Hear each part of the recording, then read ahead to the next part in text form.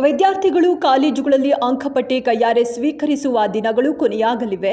ಈ ವರ್ಷ ಪಾಸಾದ ವಿದ್ಯಾರ್ಥಿಗಳಿಗೆ ಕೊನೆಯ ಬಾರಿಗೆ ಭೌತಿಕ ಅಂಕಪಟ್ಟಿ. ಮುಂದಿನ ವರ್ಷದಿಂದ ವಿದ್ಯಾರ್ಥಿಗಳ ಅಂಕಪಟ್ಟಿಗಳು ಕೇವಲ ಡಿಜಿಲಾಕರ್ನಲ್ಲಿ ಮಾತ್ರ ಲಭ್ಯ.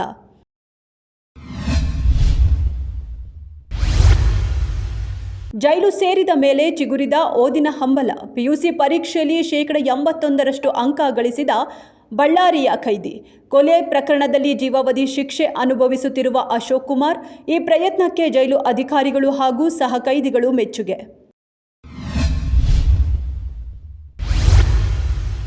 ಪಿಯುಸಿ ರಿಸಲ್ಟ್ ದಿನವೇ ಪ್ರಾಣ ಬಿಟ್ಟ ವಿದ್ಯಾರ್ಥಿನಿ. ರಿಸಲ್ಟ್ ಫೇಲ್ ಆಗಿದ್ದು ವಿದ್ಯಾರ್ಥಿನಿ ತನುಶ್ರೀ ನೇಣು ಬಿಗಿದ ಸ್ಥಿತಿಯಲ್ಲಿ ಪತ್ತೆ. ಬೆಂಗಳೂರಿನ ಮನೋರಾಯನ ಪಾಳ್ಯದಲ್ಲಿ ಘಟನೆ.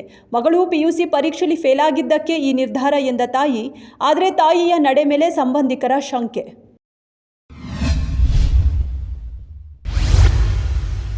ನಟ ದರ್ಶನ್ ಮತ್ತು ರೇಣುಕಾಸ್ವಾಮಿ ಪ್ರಕರಣದ ಘಟನೆ ಹೋಲುವ ಬಾಸ್ ಚಿತ್ರದ ಕಥಾಹಂದರ ಬಿಡುಗಡೆಗೆ ತಡೆ ಕೋರಿ ಕೋರ್ಟ್ ಮೆಟ್ಟಿಲೇರಿದ ದರ್ಶನ್ ಪತ್ನಿ. ಚಿತ್ರದ ಪ್ರಚಾರ ಮತ್ತು ಬಿಡುಗಡೆಗೆ ಮಧ್ಯಂತರ ತಡೆಯಾಜ್ಞೆ.